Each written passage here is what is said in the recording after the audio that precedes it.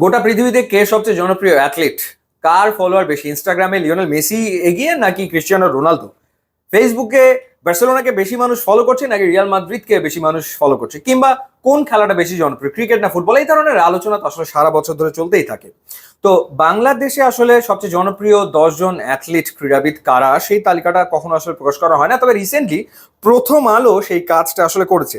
Facebook, Instagram এবং x মিলিয়ে তারা সেরা 10 জন পপুলার অ্যাথলিটের নাম প্রকাশ করেছে এবং তালিকার 1 নম্বরে কে আছে সেটা তো আপনারা অনুমান করতেই পারছেন। 1 নম্বর নামটা হচ্ছে সাকিব আল হাসান, যার ফলোয়ারের সংখ্যা এই 3টা প্ল্যাটফর্ম মিলিয়ে 2,08,54,000 এবং তিনি আসলে বিশাল ব্যবধানে এগিয়ে। 2 নম্বরে রয়েছেন আরো একজন ক্রিকেটার মুশফিকুর রহিম, যার ফলোয়ারের সংখ্যা 1,65,15,000।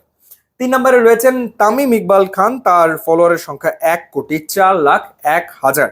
এই টপ 10-এ একজন মাত্র ফুটবলার আছেন, গেস করুন সেই ফুটবলার কে। চতুর্থ স্থানে বাংলাদেশের আরো এক সাবেক ক্যাপ্টেন মাশরাফি বিন মর্তুজা, যার ফলোয়ারের সংখ্যা হচ্ছে 98,97,000।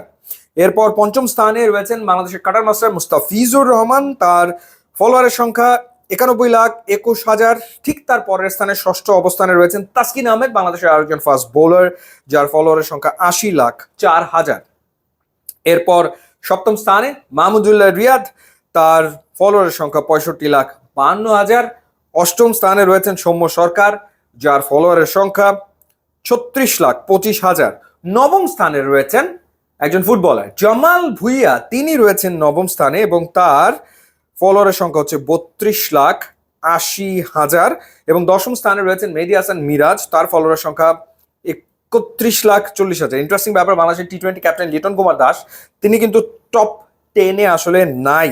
অনেকেই জানতে চাইবেন যে হামজা চৌধুরীর অবস্থান আসলে কোথায়। তিনি রয়েছেন 13 নম্বরে 23,56,000 ফলোয়ার নিয়ে। এবং হামজা চৌধুরী ফেসবুকে আসলে রিসেন্টলি অ্যাক্টিভ হয়েছেন অল্প মাত্র কটা দিন।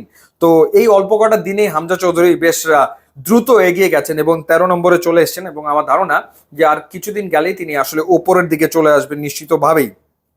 তো এবার নারী অ্যাথলিটদের কথা যদি বলি, নারী ক্রীড়াবিদদের ভেতরে সবচেয়ে বেশি ফলোয়ার হচ্ছে জাহানারা আলমের, বাংলাদেশের ক্রিকেটার, তার ফলোয়ার সংখ্যা 27,22,000।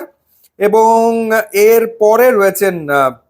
এরপরে রয়েছেন লিটন কুমার দাস, জাহানারা আলমের পরে 27,25,000 হচ্ছে লিটন কুমার দাসের ফলোয়ারের সংখ্যা। মেয়েদের ভেতরে সেকেন্ড অ্যাথলিট তিনি একজন ফুটবলার ঋতুপর্ণা চাকমা এবং রিসেন্টলি তিনি যে পারফর্ম করেছেন এশিয়ান কাপের বাছাই পর্বে, তারপর থেকেই তার আসলে ফলোয়ার হু হু করে বাড়ছে বলা যায়। 8,85,000 ফলোয়ার হচ্ছে ঋতুপর্ণা চাকমার। এরপরে তৃতীয় স্থানে রয়েছে নারী অ্যাথলিটদের ভেতরে সানজিদা আক্তার, যিনি আসলে পিটার বাটলারের বিরুদ্ধে বিদ্রোহের ডাক দেওয়ার কারণে বাংলাদেশ দলে ছিলেন না, তার ফলোয়ারের সংখ্যা হচ্ছে 7,58,000। সো এই হচ্ছে ওভারঅল যে তালিকাটা, সেটা তো এখানে আসলে ফুটবলার এবং ক্রিকেটারদের বাইরে অন্য কোনো খেলার কেউ জায়গা করে নিতে আসলে পারেনি।